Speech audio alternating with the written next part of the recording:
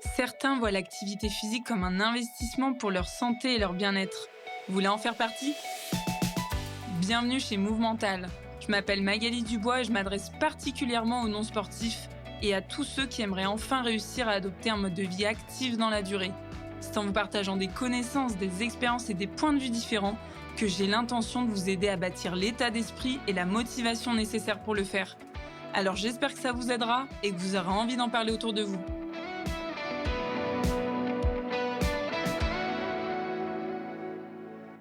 Quand t'es pas bien, que tu vis des émotions qui sont désagréables, qui sont inconfortables, qu'est-ce que tu fais? Certainement que tu réfléchis 3 fois plus, que tu te fais tout un tas de scénarios, que tu te fais des films, que tu restes vraiment en fait dans ta tête, dans ce truc-là, et certainement que tu as la sensation d'être dans une spirale complètement désagréable dans laquelle tu n'arrives pas à sortir. Est-ce que je me trompe? Allez, viens, je te propose là de sortir de ta tête pendant l'espace d'un instant. J'ai quelque chose qui pourrait t'aider. Tout ça pourquoi? Parce qu'en réalité, en ce moment, moi je traverse justement des émotions qui font que de fluctuer. Je suis pas forcément bien, il y a plein de trucs qui me traversent la tête, je me fais aussi plein de films et franchement, je sais à quel point c'est super désagréable parce que parfois on a vraiment l'impression d'être complètement paralysé émotionnellement, c'est-à-dire paralysé, bloqué, coincé, prisonnier de tout ce qui se passe, enfin de tout ce cocktail d'émotions qui sont souvent très perturbantes. Et en réalité, ce qu'on peut faire pour passer un peu au-dessus de tout ça et surtout pour à un moment donné en sortir, alors il ne s'agit pas là d'aller étouffer toutes ces émotions, c'est pas le but de l'épisode, c'est pas ça, c'est plutôt de chercher à utiliser notre corps pour aider notre tête. Et en gros, la question qu'on peut se poser, c'est comment l'action physique peut changer nos émotions et surtout installer une nouvelle dynamique. Parce que quand on est en train de vivre ce cocktail d'émotions pas très agréables, qu'on ressasse, etc., souvent on n'est pas dans une dynamique hyper dynamique, si vous voyez ce que je veux dire. On est plus souvent en train d'être un peu posé, de réfléchir, de pas trop bouger, enfin voilà ce qui peut se passer, sauf si vous avez déjà l'habitude de sortir faire une séance de sport dès que vous n'êtes pas bien. Mais même quand on a l'habitude, parfois, même comme moi, ça arrive qu'on soit dans des périodes où on le fait pas naturellement. D'ailleurs, je pense à une personne que j'ai accompagnée récemment, appelons-la Camille, pour une question d'anonymat, et elle me contacte donc il y a 15 jours, elle était complètement démoralisée, elle n'arrivait pas en fait à se motiver, elle n'arrivait pas elle me dit mais en fait je pense que je vais jamais y arriver, je vais pas réussir à être régulière, je vois pas comment c'est possible, un peu à quoi bon finalement. De toute manière, ça marche pas, j'y arrive pas, c'est trop dur, et j'ai pas envie, et finalement, ça sert à quoi? Enfin bref, elle était dans un discours où elle me sortait tout ce qui pouvait l'empêcher potentiellement de relancer la machine. Et quand on est dans ce truc-là, en fait, en tout cas elle, là, en l'occurrence, elle se sentait complètement découragée, complètement envahie par toute cette spirale négative, et même coupable de pas réussir, alors que pour elle, ça lui paraît pas à la base comme quelque chose d'inatteignable, mais en fait, là, elle se retrouve vraiment au pied de cette montagne, avec cette sensation-là. Et du coup, de se sentir comme ça, elle se sentait pas du tout en mesure de faire quoi que ce soit. Elle avait tout simplement pas envie de faire quoi que ce soit. Ça donne pas envie, en fait, quand on s'assomme d'émotions, quand on vit plein d'émotions telles que celle-ci, ça donne tout simplement plus envie. En fait, on perd un peu d'espoir, on a plus, ouais, on a envie de lâcher l'affaire, quoi. On a l'impression que c'est la meilleure chose qui puisse nous arriver, c'est juste de laisser tomber. Et donc, qu'est-ce qui s'est passé? Voilà, elle restait chez elle, elle ruminait dans son canapé, elle faisait que d'y penser, et puis à force d'être dans ce truc-là de rumination, en fait, elle se sentait encore plus coupable, elle se sentait encore plus découragée, parce qu'en fait, elle passait pas à l'action, et elle arrivait tout simplement pas à aller faire sa séance qu'elle s'était programmée, elle procrastinait, etc. Parce qu'en réalité, une émotion désagréable, une émotion inconfortable, ça va entraîner généralement une forme d'inaction. Et qui dit inaction physique, hein, ça va aussi avec. Une inaction.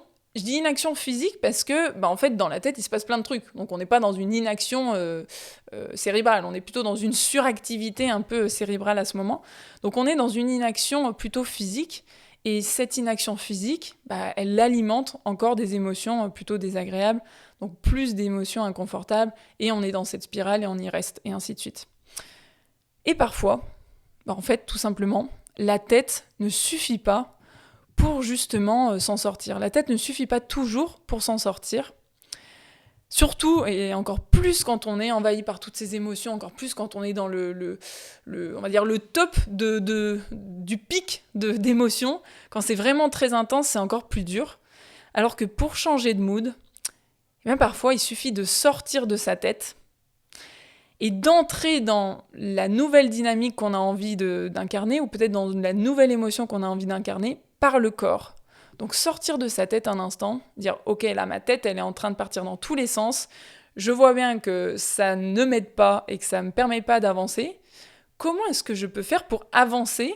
Et là, je souligne le mot « avancer » et passer à autre chose, ou en tout cas me sortir un petit peu la tête de l'eau. Eh bien, il va s'agir d'avancer physiquement, c'est-à-dire de se mettre en mouvement, de passer à l'action physiquement par le corps pour provoquer quelque chose de différent. Tout ça pourquoi ? Parce que nos émotions ne se situent pas que dans notre tête, loin de là.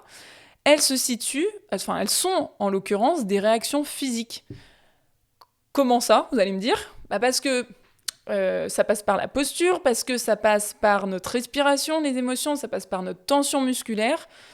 Il suffit pour ça, en fait, de prendre un instant et de prendre conscience, là, de la posture de quelqu'un qui est triste. De prendre conscience de la posture qu'incarne une personne qui a confiance en elle. Juste en essayant de prendre conscience de ça, vous allez voir que ce sont des postures complètement différentes. Quand on est triste, souvent on est recroquevillé, on a le regard un petit peu plus vers le bas, le regard parfois dans le vide. Quand on est plutôt en confiance, c'est pas forcément, je suis pas en train de parler d'émotions ou de sensations opposées, mais quand on est en confiance, on va être plus droit, on va regarder devant, on va être plus ouvert, etc. Vous voyez que les émotions qu'on traverse sont incarnées par le mouvement, sont incarnées par notre posture, notre attitude, par notre corps, tout simplement. Donc si on change notre posture, si on change notre corps, on va envoyer un signal différent à notre cerveau. Puisque d'habitude, quand on n'est pas bien, en fait, on adopte une posture qui va avec le fait de ne pas être bien. On va chercher donc à adopter une posture différente, une posture de peut-être quelqu'un qui va mieux. Ça pourrait être de sourire, par exemple, pour envoyer un message différent à notre cerveau et lui faire comprendre qu'on est dans une autre dynamique. Je m'explique mieux.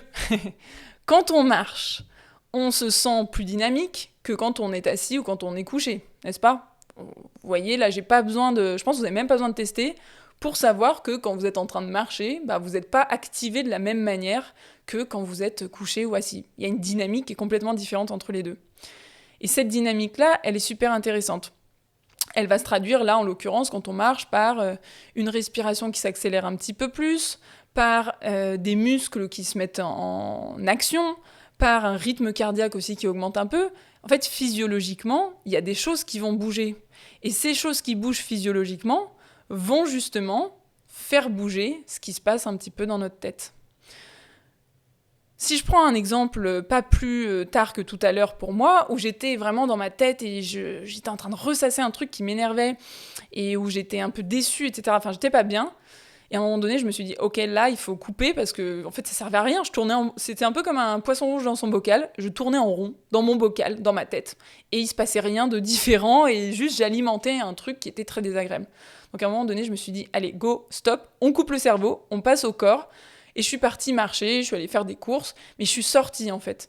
Et le fait de se mettre comme ça en action, déjà, ça m'a permis de voir autre chose, ça m'a mise dans un mouvement, et sentir ce mouvement, ça fait un bien qui est fou en fait.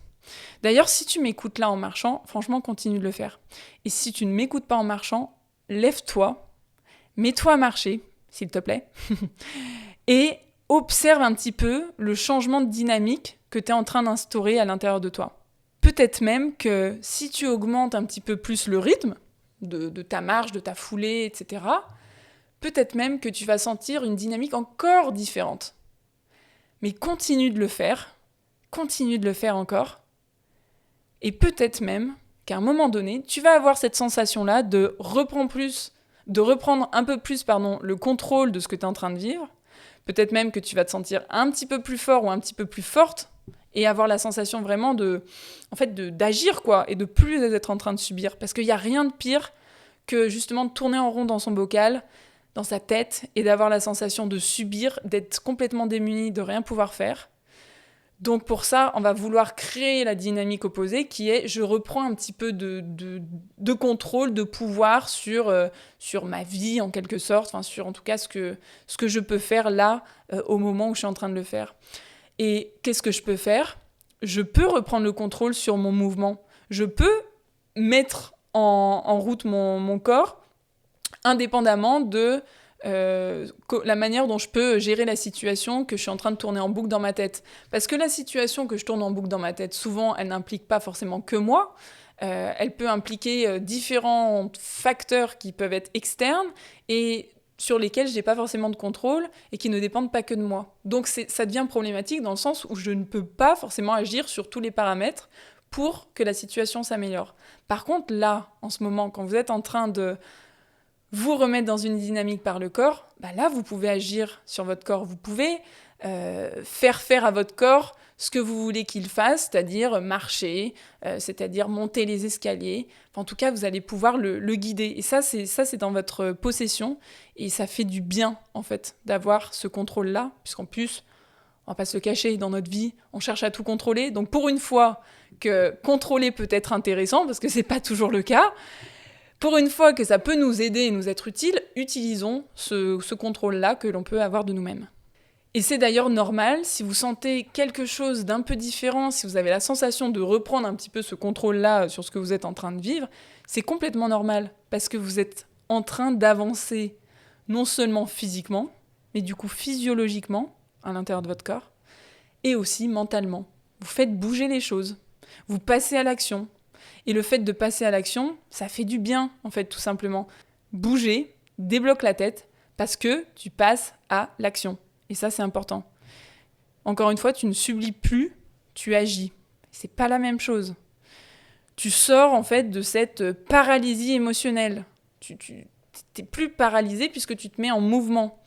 Et ça, franchement, ça fait un bien qui est fou. Et je vous invite à consommer de ce truc-là. Et surtout, à ne pas sous-estimer ce que votre corps peut vous apporter de bénéfique, à ne pas sous-estimer ce qui peut provoquer dans votre tête, l'effet que votre corps peut avoir sur votre tête. Et d'ailleurs, plus vous allez mettre votre corps en mouvement dans ces situations-là, plus vous allez donc créer de la dynamique, plus vous allez créer de la dynamique, plus ça va enclencher des choses, et surtout, en fait, je vous laisse tout simplement imaginer qu'est-ce qui peut se passer si vous créez des dynamiques et des dynamiques et des dynamiques. Qu'est-ce que ça peut entraîner de différent de passer dans l'action, en fait, de mettre votre corps en mouvement ? À votre avis, qu'est-ce qui peut se passer ? Juste de se sentir plus dynamique, puisqu'on a dit qu'en se mettant en marche, on se sent forcément un petit peu plus dynamique. Ça ne veut pas dire que tout se transforme, mais en tout cas, on se sent un peu plus dynamique. Mais si on se sent de plus en plus dynamique, vous pouvez imaginer que ça donne un peu plus envie de se lancer dans des nouveaux projets, de s'occuper de tel ou tel truc qu'on a délaissé depuis un certain temps. Ça nous redonne un petit peu plus de motivation et d'envie puisqu'on est dans l'action et qu'on n'est plus paralysé dans notre bocal. Donc si t'es pas bien là tout de suite, que tu traverses des émotions qui sont désagréables, qui sont inconfortable, que tu as l'impression d'être coincé, d'être prisonnier de ta tête finalement, rappelle-toi que pour changer ton état intérieur, il va falloir commencer par changer ton état extérieur. Car bouger ton corps, c'est offrir à ta tête la possibilité de respirer à nouveau. J'espère que cet épisode t'aura donné un nouvel élan, l'envie de te mettre en mouvement, de passer à l'action, pour justement modifier un petit peu ce qui se passe dans ta tête et qui te prend justement la tête, qui te fait du mal et qui te paralyse tout simplement. D'ailleurs, pour en revenir à la personne que j'ai accompagnée, Camille, je lui ai lancé cet objectif-là. Je lui ai dit, ok, là, on va procéder différemment. Tu vas te fixer un petit objectif chaque jour d'une action à réaliser et chaque jour, tu vas m'envoyer cette action, m'envoyer cet objectif et me dire si tu as réalisé cette action. Elle a fait ça pendant 2, 3 ou 4 jours, je ne m'en rappelle plus exactement. Et franchement, la dynamique était complètement différente après. Tout ça pourquoi ? Parce qu'elle a cumulé des petits objectifs, donc elle a cumulé des petits passages à l'action, des petites réussites, et juste de réussir. En tout cas, agir. Franchement, ça fait du bien, ça rebooste la confiance, ça rebooste aussi notre estime, ça nous donne la sensation que, en réalité, finalement, on est capable de plein de trucs. Et c'est ça, en fait, qu'on veut provoquer. C'est ça que je veux que vous essayiez de provoquer. Donc, elle a effectué ça lui a fait énormément de bien, ça a relancé la machine. Parfois, ça ne suffit pas. Mais moi, ce que je vous conseille, c'est là, juste après, c'est de vous fixer l'intention d'écouter un épisode du podcast Movemental chaque jour, pendant une semaine, peut-être plus. Mais essayez de le faire. Et de le faire en marchant, ça sera encore mieux pour vous relancer dans cette dynamique, surtout si vous avez la sensation de ne pas réussir à passer à l'action par rapport à votre pratique, de toujours procrastiner, de ne pas être fait pour ça, d'avoir l'impression que vous ne pourrez jamais y arriver et que tout simplement c'est hors de votre portée. Fixez-vous cet objectif et essayez de le faire en marchant. Et franchement, j'attends qu'une chose, c'est que vous me donniez un petit peu votre feedback là-dessus. Et si vraiment ça, on va dire que ça ne suffit pas, parce que ça ne va pas tout changer, mais ça va être déjà un énorme premier pas, moi je vous invite à revenir vers moi, à m'écrire, à m'envoyer un petit message privé, à m'envoyer un mail, peu importe ce que vous voulez, à me contacter par le biais du site internet ou sur Insta, les réseaux, pour justement qu'on mette en place quelque chose de différent, pour que tous ces moments-là où vous vivez des émotions désagréables qui vous empêchent ou qui influencent négativement votre pratique de l'activité physique, on puisse ensemble trouver des solutions pour justement mieux les gérer et faire en sorte de les mettre au service de votre pratique de l'activité physique. Je vous souhaite une très belle journée, on se retrouve bientôt pour un prochain épisode. Ciao!